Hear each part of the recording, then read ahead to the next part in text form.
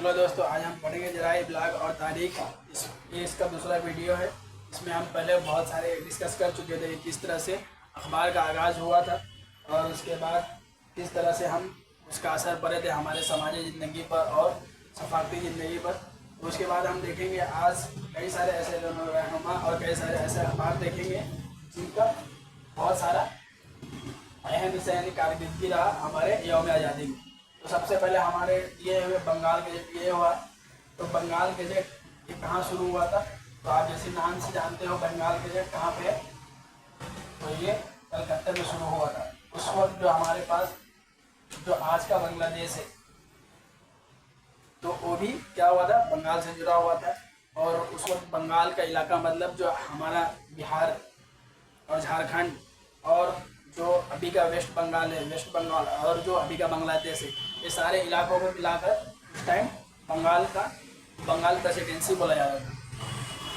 तो वहीं पे बंगाल गजेट कई सारे ऐसे देखोगे, जब अंग्रेज़ों ने कब्जा स्टार्ट करना शुरू किया तो वहीं से शुरू किया, क्योंकि वहाँ पर जो हमारे पास जो सेंटर में हुकूमत थी यानी मुगलों की सल्तनत थी, तो वहाँ पर पहुँचना बहुत मुश्किल होता था। इसी वजह से उन्होंने वहाँ से शुरू किया कब्जा करते करते। तो सबसे ज़्यादा कहाँ पर देखोगे तो ऐसे इलाकों में, साहिली इलाकों में बंगाल मतलब अंग्रेज़ों का जो असर था ज़्यादा, काफ़ी असर था।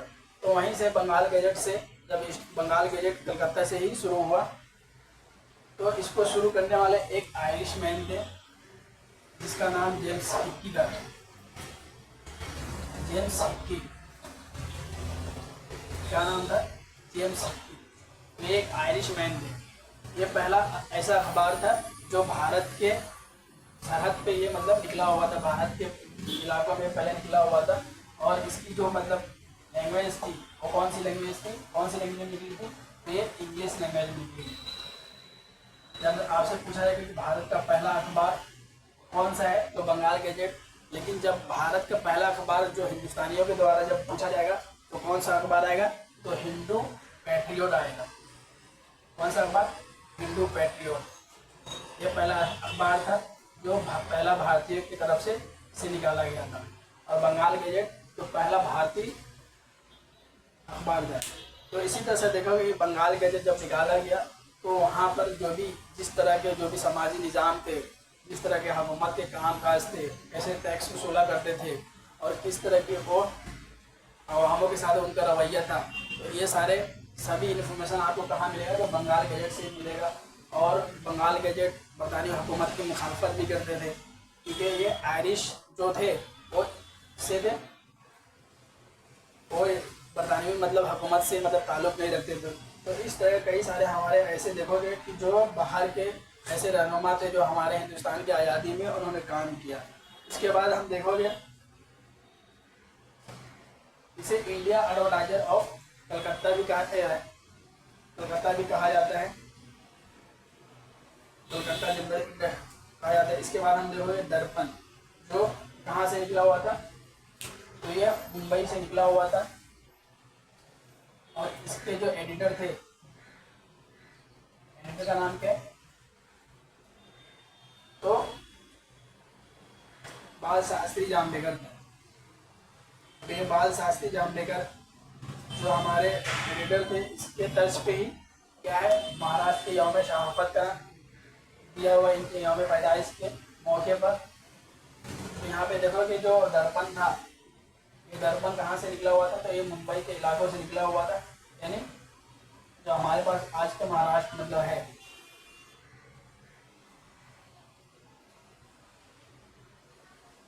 दर्पण तो ये कहाँ कब निकाला गया था? तो 1832 में। और इसके जो एडिटर है बाल शास्त्री जाम्बेकर, और इनके यौम पैदाइश पर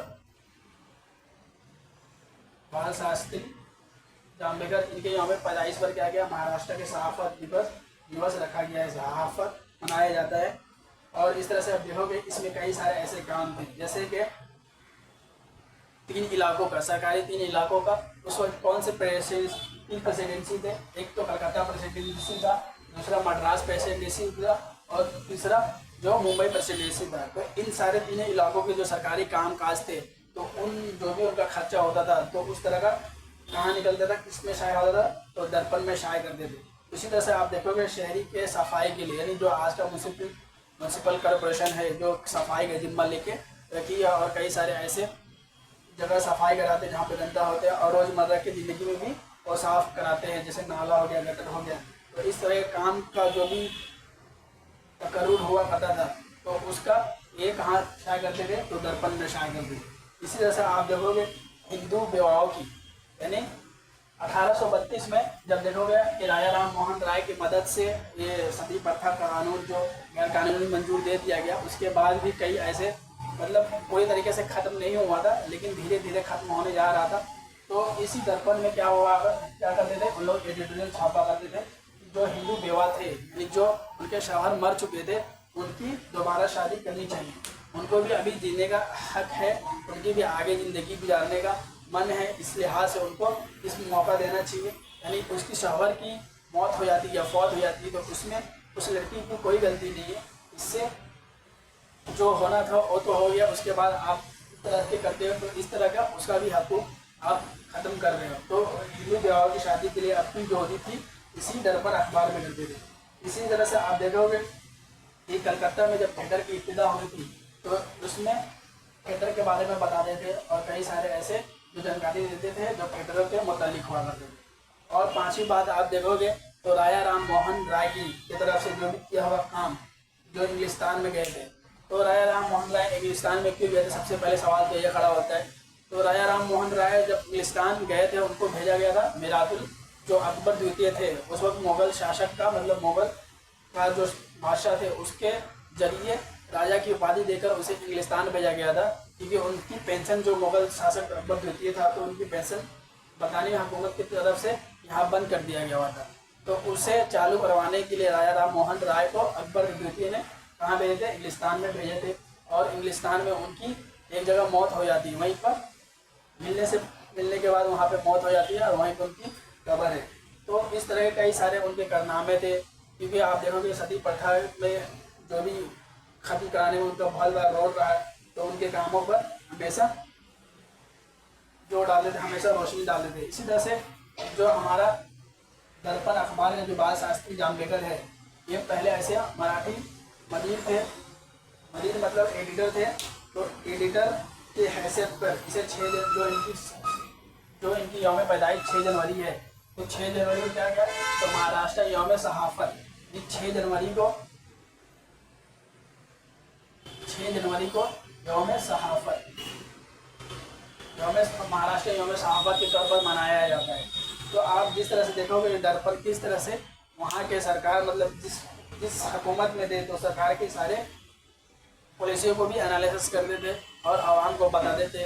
और जो आवाम के समाज, जो आवाम के जो समाज था, जिस तरह का समाज में कुरीतियाँ फैल चुकी थी, यानी विवाहों की शादी रोकना मना था, करना मना था, विवाहों के को दूसरी नज़र से देखा करते थे, तो उस नज़र से देखने के लिए उन्हें मना किया जाता था और उनकी दोबारा शादी के लिए हौसला अफजाई करते थे। इसी तरह से आप देखोगे कि एक जो साफ़ सफाई का जो जिम्मा कोई भी मतलब एक तंजीम लेकर रखा है, तो वो सही से काम कर रहा है या नहीं कर रहा है, उस पर जो मुकर्रर है, जो भी ऑफिसर है, उन्होंने अपना जिम्मेदारी निभाया या नहीं निभाया। तो इस तरह के सारे इन्फॉर्मेशन कहाँ दिया करते थे, तो दर्पण अखबार में दिया करते थे। इसी तरह से देखोगे परवल जो रूस का हमला होने का अंदेशा जो हमेशा इस अखबार के जरिए छापते थे, क्योंकि रूस एक तरफ से भारत को अपने तर्ज में करना चाहते थे, दूसरी तरफ से बरतानवी हुकूमत तर्ज करना चाहते थे। इसी तरह से आप देखेंगे 1947 के बाद जब सोशलिज्म और कैपिटलिस्ट के बीच में लड़ाई हुआ, तो पूरा दुनिया 2 ग्रोह में बंट गया, एक तरफ सोशलिस्ट चले गया और दूसरी तरफ कैपिटलिस्ट चले गया। तो हमारे इंडिया ने किस तरह का पॉलिसी अपनाया, नॉन अलाइनमेंट मूवमेंट्स, यानी ऐसी पॉलिसी जो दुनिया को तीसरा ग्रोह दिया, जिसकी वजह से आज कई सारे ऐसे देश हैं जो नाम यानी नॉन अलाइनमेंट मूवमेंट में जो शामिल है, जो एक तरफ कैपिटलिस्ट में भी नहीं गया और दूसरी तरफ सोशलिस्ट में नहीं गए। तो इस तरह का हमेशा हर दौर में एक ग्रोह बनते आया है, जिसकी वजह से दूसरे मुल्कों को नुकसान उठाना पड़ता है उनके ग्रोहों की वजह से। तो इस तरह से हमारे इंडिया ने नॉन अलाइनमेंट मूवमेंट का इस्तेमाल करके इसे बाहर हो गया। इसी तरह से आप देखोगे राजा राम मोहन राय जो हमारे पहले ऐसे रहनुमा माने जाते थे, जो जदीद भारत का पहले रहनुमा माने जाते थे, क्योंकि उन्होंने बहुत सारे ऐसे काम किए थे, समाज में अच्छा फैसला दिए थे, अच्छा काम कराने की कोशिश किए थे। तो वो जो हमारे उस वक्त मुगल शहंशाह थे, जो मेरा अकबर द्वितीय, तो उनके कहने पे ये राजा राम मोहन राय कहाँ गए थे, हिंदुस्तान गए थे, क्योंकि उनको पेंशन बढ़वाना था। तो इस तरह से दर्पण में दिया गया हुआ। और बाल शास्त्री जाम्बेकर जो अवलिंग मजीद थे इसके दर्पण के, तो उसके तर्ज पर जो यौम सहाफ़त, जो महाराष्ट्र के यौम सहाफ़त 6 जनवरी जो उनके यौम पैदाइश पे मनाई जाती है। इसी तरह से आप देखोगे प्रभाकर देखोगे, तो प्रभाकर हमें अखबार में देखना है। तो चलो हम तीसरा अखबार देखते हैं, प्रभाकर। इससे पहले हम बंगाल गजेट और दर्पण देख चुके हैं, और प्रभाकर हमें देखना है।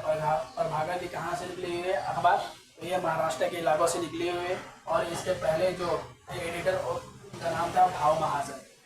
तो इस अखबार में भी उसी तरह से समाजी जो सफाकती थी, जो हमारे समाज के हालात थे और बदाई हुकूमत के खिलाफ जो आवाज़ उठानी थी, तो सभी आसपास इसी के आसपास में उन्होंने आवाज़ उठाई। और जो गोपाल हरि देशमुख थे, एक जो वहाँ के बहुत बड़े एडिटर थे, जैसे आप जानते हो रवीश कुमार भी एक मतलब एडिटोरियल का मतलब एक बहुत बड़ा एडिटर था। तो हर अखबार के मतलब एक अहम एडिटर होते हैं जो अपने खतूत यानी जो अपने जनरल शाये करते हैं। तो उसी तरह से गोपाल हरि देशमुख थे, तो उनके खतूत जो आवाम के लिए थे, जो हमारे समाज के लिए थे, कि किस तरह के हमको एक दलित को भी उनको मौका देना चाहिए, अपॉर्चुनिटी देना चाहिए, उस वो हमारे अच्छी धाराओं मतलब जो हमारे साथ आकर वो देश की आज़ादी के लिए लड़ाई करें। तो इस तरह के काफ़ी सारे खतूत जो शाये होते थे। वहीं पर आप देखोगे फ्रांस की जो इनकलाब हुआ था उस वक्त, जो नेपोलियन का वक्त था, तो फ्रांस का इनकलाब जो हुआ था, फ्रांस में भी काफ़ी सारे अधिकार हो चुके थे। और यहाँ तक कि उनके पास सरकार चलाने की 1 रुपया मतलब जो सरकारी खजाना था, तो उसमें पैसा नहीं था। तो उसके बावजूद जब सत्ता चेंज हुआ, वहाँ पर जो हुकूमत चेंज हुई, हुकूमत चेंज होने के बाद जो नई हुकूमत आई नेपोलियन की, तो उन्होंने काफ़ी अच्छे तरीके से उस मुल्क को संभाला और उस मुल्क को तरक्की के तौर पर लेके चले गया। तो फ्रांस इनकलाब के बारे में जो आपको जानकारी मिलती है, तो वो किससे मिलती है, तो प्रभाकर अखबार से मिलती है। आप देखो कि कई सारे ऐसे एडिटर हैं, जैसे ऐसे कई सारे ऐसे जो अखबार है जो उनका एक अहम अलग अलग किरदार होता है। जैसे आप देखो हिंदू, तो उसमें एक जो हिंदू आज का मतलब जो मौजूदा जो दौर है, उसमें अखबारों में सबसे उम्दा अखबार मानी जाती है। तो उसमें देखोगे कि आप किसी भी मतलब सरकार की पॉलिसी को एक क्रिटिकल एनालिसिस करके वो आवाम तक लाती है, चाहे वो आवाम के हक में हो या आवाम के खिलाफ हो, तो वो चीज़ वो बताती है। और इसी तर्ज पे वो हमेशा सच्चा का मतलब सदाकत का वो हाथ पकड़ा जाता है। तो इसी तरह से देखोगे हर अखबार के कहीं ना कहीं एक अहम अलग किरदार होता है। जिस तरह से आप देखोगे हर इंसान का एक जो भी खूबी होती है, एक अलग यूनिकनेस होती है, तो उसी तरह से हर अखबार का एक अलग यूनिकनेस आपको देखने को मिलेगा। इसके बाद हम देखेंगे 92वें अखबार। तो 92वें अखबार जब चालू हुआ था तो 1842 में चालू हुआ था, और 1842 में इन्होंने इसका छापा, तो एशिया का जो नक्शा था, तो इन्होंने एशिया का नक्शा छापा गया था। पहली बार जो पूरे यूरोप मतलब पूरी दुनिया की नक्शा कब छापा गया था, तो ये 1552 के आसपास जो वीर हार्ट जनरेटर थे, तो उन्होंने पहली बार नक्शा दिया था। तो उसी नक्शा का जो बड़े जब एशिया का नक्शा था, तो ये 92 में छापा गया हुआ था 1842 में। तो 92वें अखबार में 1842 में बड़े जब एशिया का नक्शा छापा गया, और उसमें बताया इतना बड़ा एशिया है। फिर उसके बाद देखोगे अब 1851 में, जब 1851 में देखोगे तो किसका नक्शा छापा गया, तो यूरोप के नक्शा छापा गया। और 1842 में किसका, 1842 में ये बड़े आजम एशिया का, और 1851 में किसका, तो यूरोप का। और इसे कंपैरिजन करके बताया गया कि देखो कि कितना छोटा सा मुल्क होकर, यानी बहुत सारे ऐसे यूरोप में भी आज कितने मुल्क हैं, तो 27 है। इसमें बरतानवी हुकूमत जो है, जो ब्रिटिश है, जो ब्रिटेन है, वो बाहर हो चुके, 6 साल ही बाहर हो गए थे, 2021 के आसपास में ये बाहर हो गए थे। तो यूरोप में 27 मुल्क है अभी। तो उस वक्त यूरोप में ब्रिटेन भी शामिल था। तो ये बहुत सारे रकबे के लिहाज से देखोगे बहुत कम ही इलाका होता है, और जब एशिया की तुलना करोगे तो बहुत सारे ऐसे बहुत बड़े इलाके आ जाते हैं, मतलब आप देखोगे 5 से 6 गुना इलाका आ जाता है। और उनकी आबादी हमारी जो एशिया की आबादी थी, एशिया की आबादी भी ज़्यादा थी और यूरोप की आबादी बहुत कम थी। तो कम आबादी वाला इलाका यानी कम आबादी वाले पब्लिक जो उनकी ग्रोथ है वो बड़े वाले आबादी पे वो हुकूमत कर रहे थे। इसी तरह से आप देखोगे जो टेलीग्राफ आया था, तो टेलीग्राफ की भी खबर कहाँ छापी गई थी, तो ज्ञानोदय में छापी गई थी। टेलीग्राफ की जो टेलीग्राफ के बारे में सारी मालूमात किस तरह से वो उसकी फंक्शनलिटी है, किस तरह से वो काम करता है और किस तरह से वो फ़ायदेमंद है और किस तरह से उसे इस्तेमाल किया जाता है, तो ये सब सारी जानकारी कहाँ मिलेगी आपको, तो टेलीग्राफ का वो सब पहला जानकारी कहाँ दिया गया हुआ था, तो ज्ञानोदय में दिया गया था। और जब आप देखोगे 1852 में जब डलहौजी के वक्त जो उस वक्त कौन था, जो भारत का एक लॉर्ड था, मतलब जैसे आज जैसे आप देखोगे वज़ीर आज़म नरेंद्र मोदी है, तो उसके ही आसपास में मतलब वहाँ पर क्या था, लॉर्ड हुआ करता था, तो लॉर्ड डलहौजी था। तो लॉर्ड डलहौजी के वक्त में जब हमारा मतलब रेलवे का काम हुआ था, जब रेलवे पहली मरतबा चलाई गई थी कहाँ पर, मुंबई और थाने के बीच में, तो उसकी सारी मालूमात पहली मरतबा मालूमात कहाँ दी गई थी, तो ज्ञानोदय में ही रेलवे की मालूमात दी गई थी। एक एडिटर के नाम से, क्या वो एडिटर का नाम क्या था, उस एडिटर का नाम था चाक्या भूसा। तो इस चाक्या भूसा में रेलवे के बारे में बताया गया हुआ था, चाक्या भूसा।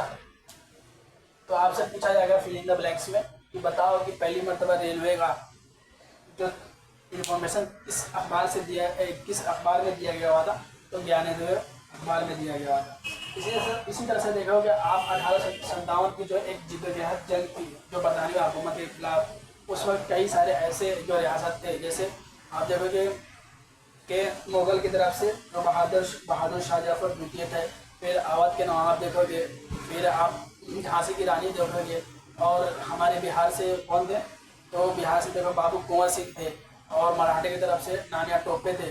तो कई सारे ऐसे लोगों ने मिलकर जो 1857 की अजीम जंग लड़ी थी भाई अंग्रेजों के खिलाफ, तो वो सभी चीज़ों की जानकारी हमें कहाँ देखने को मिलता है, तो वो ज्ञानोदय अखबार में देखने को मिलता है। इसी तरह से आप देखोगे कि जो इंदु प्रकाश अखबार थी, जो इंदु प्रकाश किसके द्वारा लिखी गई थी, तो गोपाल हरि देशमुख। इंदु प्रकाश जो इंदु प्रकाश थी, इंदु प्रकाश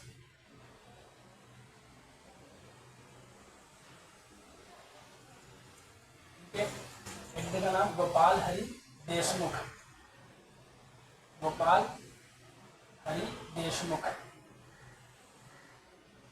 जैसे आप जानते हो गरम दल लाल बाल पाल, तो यही वही पाल है, तो गोपाल हरि देशमुख जो हमेशा इसी अखबार के जरिए जो विवाह शादी के लिए वो हमेशा जिद्दोजहद करते थे, जो ज़बरदस्ती करते थे कि विवाह की शादी होनी चाहिए, तो ये हमारे सब थे। इसी तरह से आप देखोगे जो महात्मा फुले थे, महात्मा फुले जो दलित वर्ग के, जो दलित जमात के मतलब हिमायत करते थे, उनकी रहनुमाई करते थे, उनके हकों के लिए लड़ते थे, तो उनका जो एक अखबार है, जो आप देखो क्या अखबार है, दीनबंधु।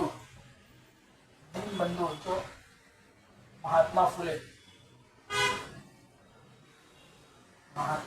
इनका जो अखबार था दीनबंधु, और इनकी एक सभा भी थी, बहुजन सभा दीनबंधु। इसमें वो किसके, दलित वर्ग लोगों की, दलित जमात की लोगों के हकूक के बारे